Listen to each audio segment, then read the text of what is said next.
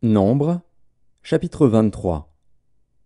Balaam dit à Balak: Bâtis-moi ici 7 autels, et prépare-moi ici 7 taureaux et 7 béliers.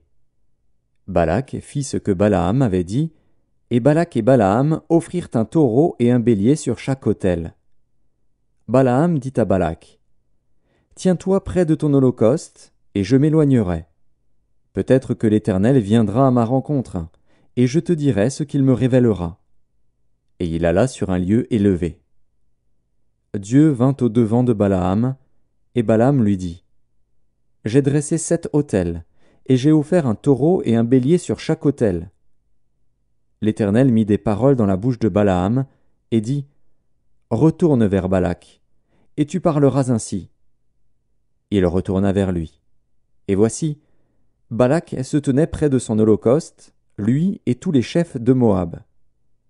Balaam prononça son oracle, et dit: Balak m'a fait descendre d'Aram, le roi de Moab m'a fait descendre des montagnes de l'Orient.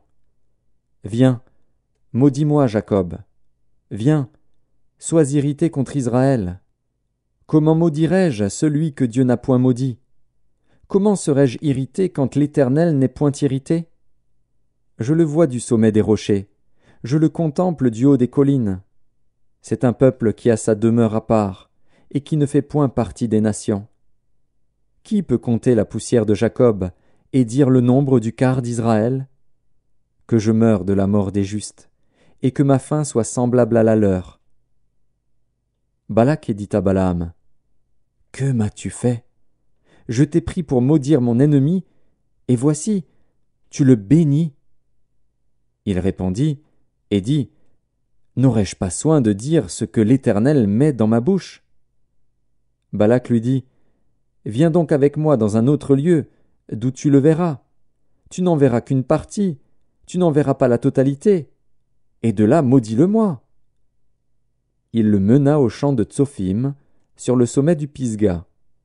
Il bâtit 7 autels, et offrit un taureau et un bélier sur chaque autel.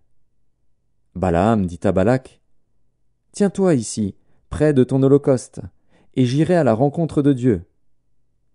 L'Éternel vint au-devant de Balaam. Il mit des paroles dans sa bouche, et dit: Retourne vers Balak, et tu parleras ainsi. Il retourna vers lui, et voici, Balak se tenait près de son holocauste, avec les chefs de Moab. Balak lui dit: Qu'est-ce que l'Éternel a dit? Balaam prononça son oracle, et dit: Lève-toi, Balak, écoute. Prête-moi l'oreille, fils de Tsippor.